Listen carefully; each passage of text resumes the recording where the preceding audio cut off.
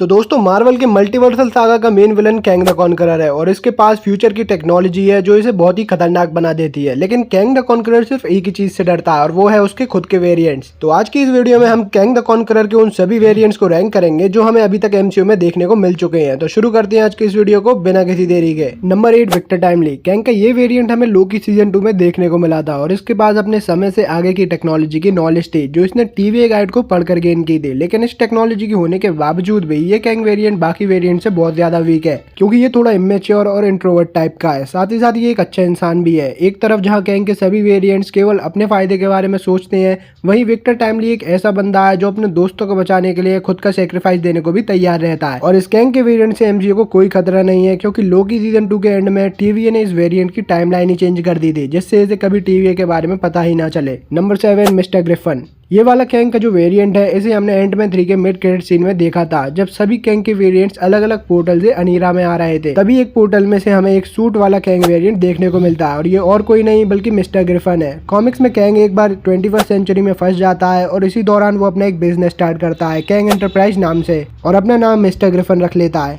यही mister Griffin आगे चल के स्टार्क टावर भी खरीद लेता है। तो हो सकता है एमसीयू में भी मिस्टर ग्रिफन ने ही स्टार्क टावर को खरीद लिया हो और आर्मर वॉर्स में हमें इसके बारे में और कुछ जानने को मिले। नंबर 6 रामाटट।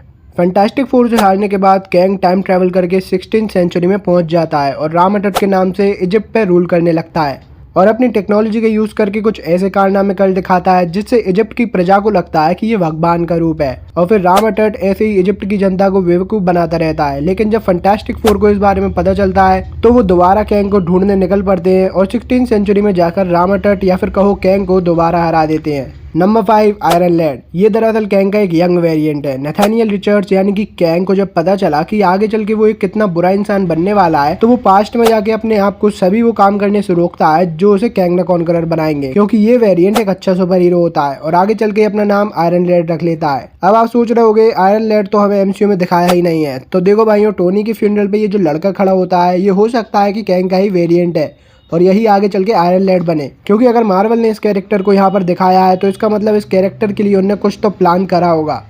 तो मेरे हिसाब से मार्वल वाले इस आयरन मैन 3 वाले लड़के हार्ले को आयरन लैड बनाने वाले हैं। बाकी ऐसा होता है या फिर नहीं ये तो हमें आने वाले कुछ सालों में पता चल ही जाएगा। Number 4 Scarlet Centurion. ये एक ऐसा कैंग वेरिएंट है जिसे देखने पर लगता है कि हाँ ये बंदा फ्यूचर से आया है। इसके पास एक बहुत ही हाईली एडवांस्ड आर्मर है जिसे हम एंटमैन 3 के मिड क्रेडिट सीन में देख चुके हैं। और अगर इसकी पावर्स की बात करें तो वही time travelling, modern weapons, advance technological suit और वो सभी पावर जो एक नॉर्मल कैंग वेरिएंट के पास होती हैं। लेकिन ये नंबर 3 पर इसलिए है क्योंकि इसके पास जो आर्मर है या फिर कहो सूट है वो इसने डॉक्टर डूम की हेल्प से बनाया है और इस एडवांस सूट में टेक्नोलॉजी के साथ साथ डॉक्टर डूम का मैजिक भी मिक्स्ड है। तो सोचो ये कैंग कितना ज्यादा पावरफुल होगा। नंबर 3 इमोर्टस। कैंग द कॉन्करर का सबसे फाइनल वेरिएंट है इमोर्टस। मतलब जितने भी कैंग वेरिएंट्स हैं उन सभी की डेस्टिनी है इमोर्टस बनना और हम कह सकते हैं कि इमोर्टस ही कैंग की फाइनल फॉर्म है। इमोर्टस के पास बहुत एक्सपीरियंस है वॉर्स को लेकर, टाइम्स को लेकर एंड स्पेस के रूल्स को लेकर और ये एक बहुत ही इंटेलिजेंट कैंग वेरिएंट है जिसके पास नॉलेज का भंडार है। लेकिन कॉमिक्स में जब कैंग द कॉन्करर को ये पता चलता है कि वो फ्यूचर में इमोर्टस बनने वाला है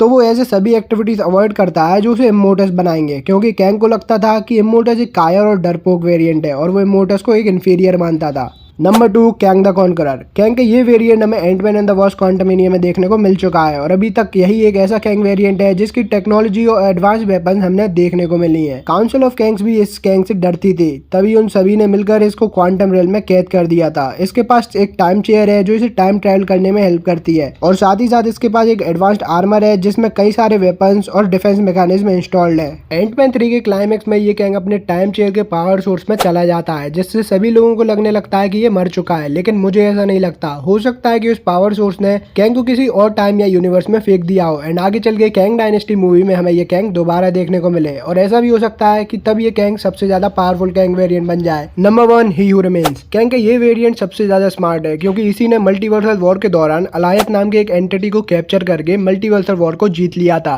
और सभी कैंग वेरिएंट को अलग अलग करके सेक्रेट टाइमलाइन बना ली थी जहाँ केवल उसका रूल होता है। और अगर कोई दूसरा कैंग वेरिएंट इस टाइमलाइन में आने की कोशिश करे तो अलायत उसे खत्म कर देता है। वैसे अभी तक तो हमने इसके पास कोई एडवांस्ड वेपन नहीं देखा, लेकिन फिर भी ये नंबर 1 पर इसलिए है क्योंकि इसे टाइम को रोकना आता है, जो शायद और किसी कैंग वेरिएंट को नहीं आता। और तो और ही हू रिमेन्स ने ही एमसीयू को लिखा है, मतलब एमसीयू में अभी तक आयरन मैन 1 से लेकर एवेंजर्स एंड गेम तक जो कुछ भी हुआ है वो ही हू रिमेन्स ने ही प्लान किया था। तो अब आप खुद अंदाजा लगा लो कि ये कितना ज्यादा पावरफुल होगा। तो दोस्तों ये थी हमारे टॉप 8 पावरफुल कैंग वेरिएंट्स इन एमसीयू की लिस्ट। अगर आपको वीडियो पसंद आए तो लाइक जरूर से कर देना, और आप चैनल पर नए हो तो सब्सक्राइब करके बेल आइकन भी जरूर से ऑल पे सेट कर देना। अब मिलते हैं जल्दी नेक्स्ट वीडियो में। Till then take care, love you and good bye.